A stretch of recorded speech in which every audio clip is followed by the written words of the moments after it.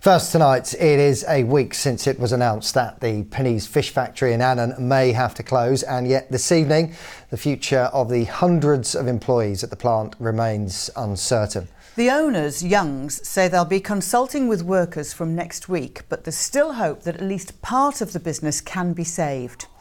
Our Dumfries and Galloway reporter Charlotte Briere-Edney is in Annan again for us this evening. Charlotte, what more can you tell us? Fear, but also a small hint of optimism in Annan tonight. Pam, this is a town that knows challenges, has experienced layoffs before, but there's a sense that it just can't take any more. It can't absorb these job losses. This could be the straw that breaks the camel's back.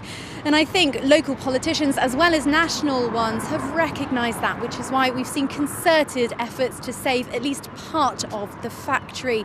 But while we have seen movement, there's nothing decided yet. It's been a week since the shock announcement that the Pinneys factory is closing, with 450 people set to lose their jobs. At one of Annan's pubs, it's on everyone's mind. The mood is bleak, as locals and businesses continue to come to terms with the news. We are reliant on loyalty and regulars, which helps us and keeps us in good stead. But by the same token, if these people haven't got the wherewithal to come out and enjoy themselves at weekends, we will lose out, definitely. So there's a lot of head scratching, and I would imagine elsewhere in the town there's a lot of worried people. There'll be a lot of worried families. Almost everyone in Annan has some connection to Pinneys. Down the road, the phone shop manager says few will escape the impacts. It was, the 450 people working, that mean about maybe 900,000 people on that factory carry on living on, And I think that will definitely, I think it will be affect really badly. It will damage every business, I think. Everyone will losing money, I think. So it will be hard for us as well, I think. The plant's owner, Youngs, has been widely criticised for letting down the community they're such a big part of. So far, they've declined to be interviewed. In a statement, they said, "During the coming months, we will work closely with our employees and any other appropriate organisation to ensure we have meaningful consultation before any decisions are made, and that colleagues at Youngs Pinneys have all the information and support they may need to make informed decisions." The closure has united politicians of different colours in a bid to salvage the situation. The council and our partners are absolutely committed to doing everything we possibly can to retain as many jobs as possible, or to create new jobs if that's possible.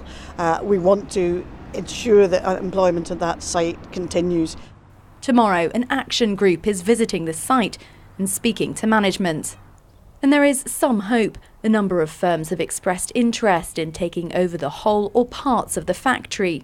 I think if we're going to find a buyer for the current Pinneys site, that will require probably a lot of investment, because it may not be a fish processor that can simply move on to the site. It may be another type of food processor, and they will be looking for significant grants from the government in order to make that happen. The government will actually have to put their money where their mouth is to support those businesses. They need to understand that the scale of the job losses potentially here in Annan is the equivalent of about 50,000 job losses in the central belt of Scotland. It's that significant. But while this is welcome progress, it's far from a done deal. There'll be many more days of worry in this town. So, Charlotte, you mentioned that there's an element of optimism and that there's a meeting tomorrow. What do you expect to happen then? Well, the meeting will involve council and government officials, as well as the senior management here at Youngs. That action group will try to persuade them to retain part of the Youngs operation at this factory here. But it's also an opportunity for them to scope out the site, to work out the specifications of the warehouses and what kinds of machinery are here, in a hope that with that information they can entice in new prospective buyers. But while there is a chance this factory can be saved, at the moment that remains a slim one.